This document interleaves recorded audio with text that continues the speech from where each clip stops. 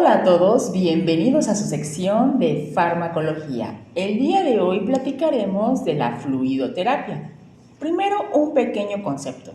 La fluidoterapia es la administración de líquidos a través de una vía venosa para mantener el equilibrio hidroelectrolítico, es decir, aportar líquidos a un paciente a través de sus venas, porque por algún motivo ha perdido líquido y con él sustancias importantísimas para el funcionamiento del organismo, los electrolitos.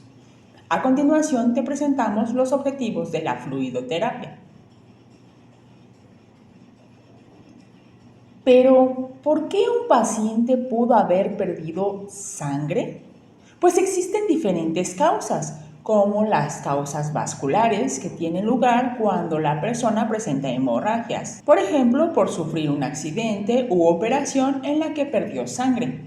También están las causas gastrointestinales como los vómitos, diarreas, heridas, úlceras o aspiraciones por sonda nasogástrica. En este tipo de circunstancias puede ser que el paciente no pierda sangre directamente, pero pierde agua.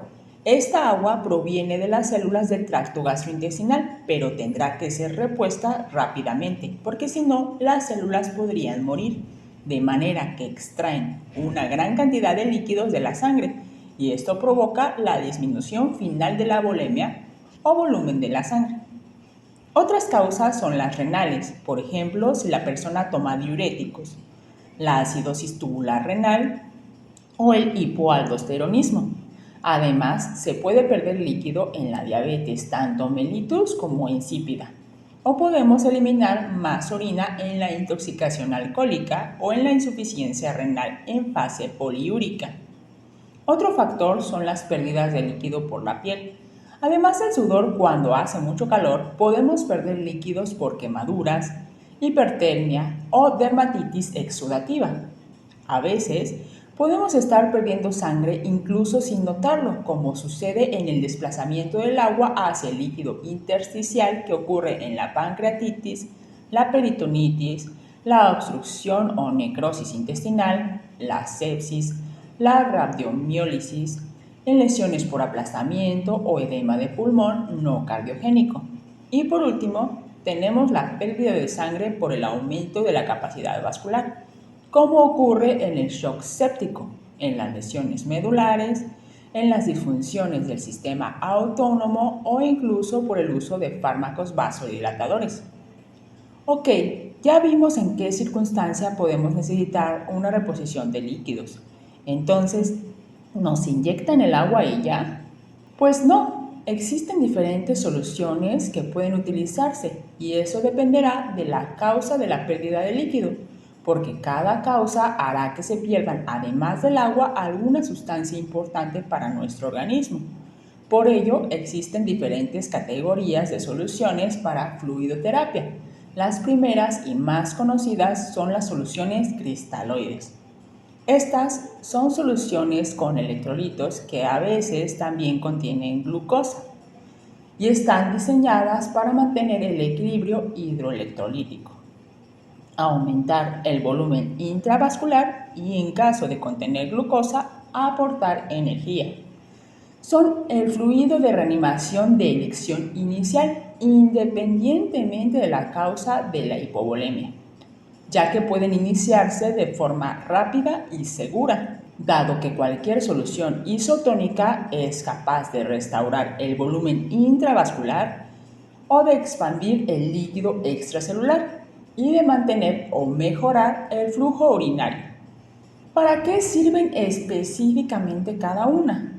Las soluciones con glucosa, dependiendo de su concentración, se usan para tratar la deshidratación cuando existe un exceso de sodio en sangre, para cuando disminuye la glucosa y se tiene un exceso de potasio en sangre, o para cuando el paciente tiene insuficiencia renal con oliguria.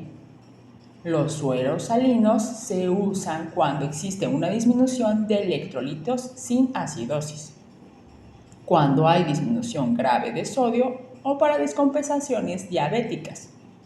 Luego tenemos las soluciones con diversos electrolitos y no solo cloruro de sodio, por ejemplo, la solución de Ringer, que además contiene potasio y calcio y se usa principalmente en personas que han sufrido quemaduras.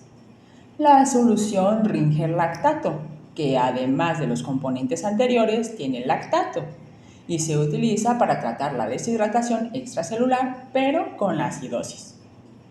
A continuación tenemos las soluciones mixtas, las cuales contienen electrolitos y además glucosa, como es el caso del glucosalino, que se utiliza en el coma hiperosmolar diabético.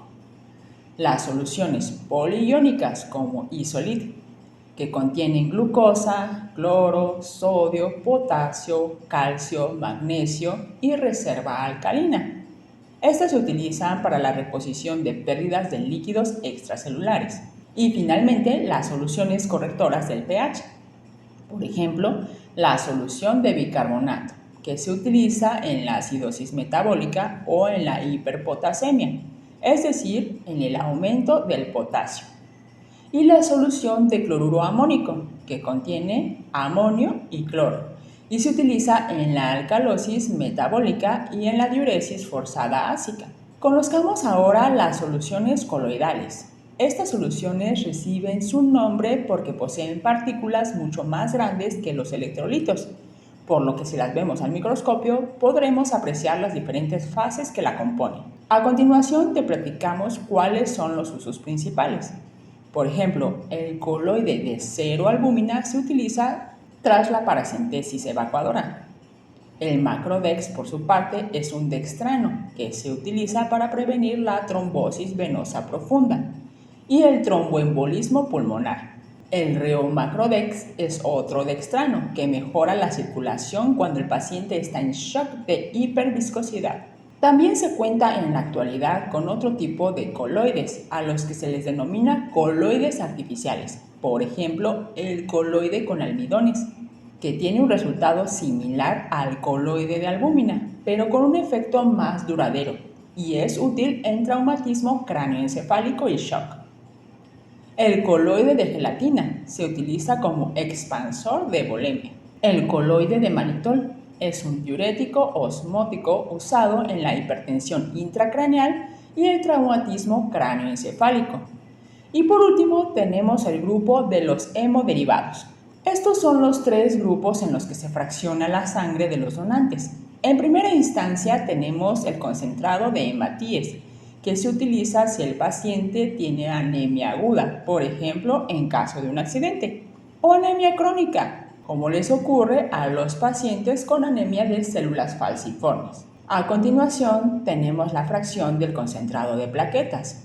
Este está indicado en las trombocitopenias, o sea, en la disminución de plaquetas, como ocurre a veces en enfermedades como el dengue o en trombocitopatías con sangrado activo o riesgo de sangrado, como ocurre en algunas trombocitopenias autoinmunes. Y finalmente, la fracción del plasma fresco congelado, que se emplea en alteraciones de la coagulación, hemorragia o riesgo de hemorragia. ¿Y ya? ¿La fluidoterapia siempre ayuda al paciente? Pues la realidad es que como cualquier otro tratamiento, lleva su riesgo. Entre las principales complicaciones que puede tener la fluidoterapia están aquellas derivadas de la técnica, como la flebitis, extravasación, punción arterial accidental, hematomas, embolismo gaseoso, neumotórax o hemotórax, y aquellas derivadas del volumen perfundido, como la insuficiencia cardíaca, el edema agudo de pulmón o el edema cerebral. Bueno, ahora ya conocemos para qué es cada líquido de fluidoterapia.